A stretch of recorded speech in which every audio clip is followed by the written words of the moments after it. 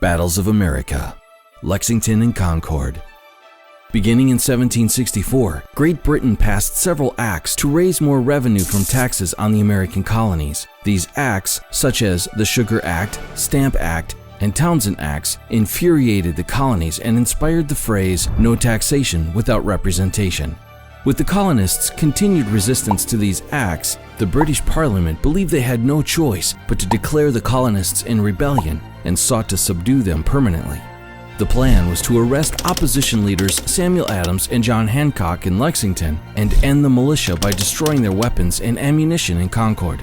On April 18, 1775, Dr. Joseph Warren, a prominent Boston physician, learned of the British plan. He sent riders William Dawes and Paul Revere to alert Adams and Hancock and the militia to hide their ammunition.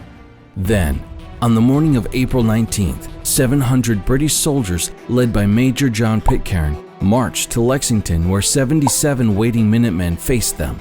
Vastly outnumbered, the colonists' Captain Parker ordered the militia to disperse. Just then, a gunshot rang out which caused the British and the militia to begin fighting. To this day, no one knows who fired the first shot. When order was finally restored, 8 of the colonists lay dead, and 10 more were wounded. Only one redcoat had been harmed. The remaining members of the militia quickly fled the area. After the small triumph at Lexington, the British marched toward Concord. They encountered little resistance from the colonists at first, so they began to comb the entire town for the hidden stockpiles. They burned what few arms they found.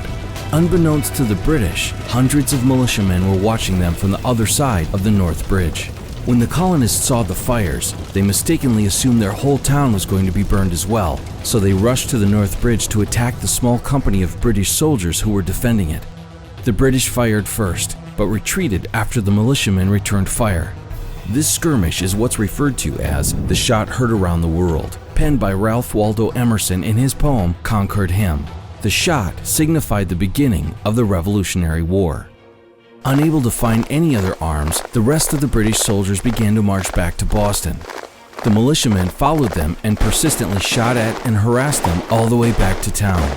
The news of these battles spread rapidly, and their success proved that the colonists could stand up to the most powerful army in the world.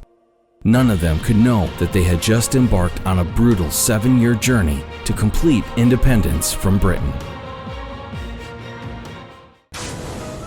If you enjoyed this video and all of our videos, please consider a tax-deductible donation so we can keep the whole thing free for you. I'm Dr. Duke. Thanks for watching.